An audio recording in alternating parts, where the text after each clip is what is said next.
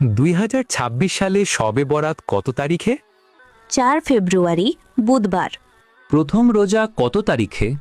18 ফেব্রুয়ারি বুধবার। ঈদুল ফিতর কত তারিখে? 21 মার্চ শনিবার।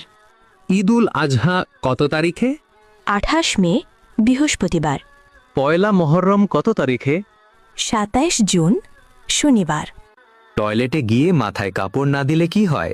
শয়তানের কুনজর পড়ে এবং স্মৃতিশক্তি কমে যায়। 40 দিনের বেশি নখ বা অবাঞ্ছিত লোম না কাটলে কি হয়? ইবাদত কবুল হয় না এবং রিজিকে অভাব অনটন দেখা দেয়। রাতে আয়নার সামনে দাঁড়িয়ে বেশি সময় থাকলে কি হয়? ভয় ও অস্থিরতা বাড়ে এবং মন দুর্বল হয়ে পড়ে।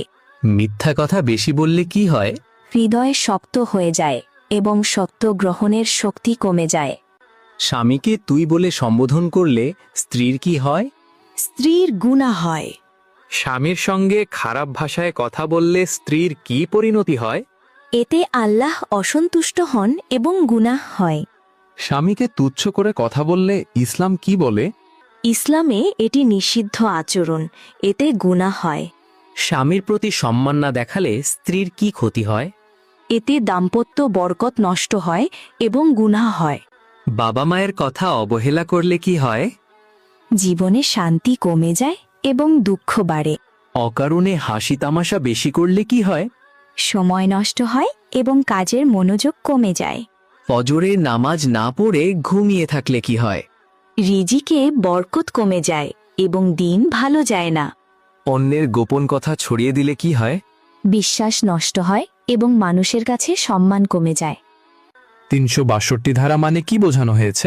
অপহরণ, 307 ধারা মানে কি বোঝানো হয়েছে? হত্যার চেষ্টা, 302 ধারা মানে কি বোঝানো হয়েছে? হত্যার শাস্তি, 378 ধারা মানে কি বোঝানো হয়েছে? চুরি, 141 ধারা মানে কি বোঝানো হয়েছে? অবৈধ সমাবেশ, কুকুরের কান্না কিসের সংকেত? বিপদের, মাথায় কাক বসা কিসের সংকেত? বিপদের আগমনের, সাদা বিড়াল ঘরে আসা কিসের সংকেত? অত্যন্ত সৌভাগ্যের, কাকের ডাক কিসের সংকেত? অতিথি আগমনের, বিড়ালের কান্না কিসের সংকেত? মৃত্যুর। ফরজ গোসল করতে দেরি হলে কি হয়?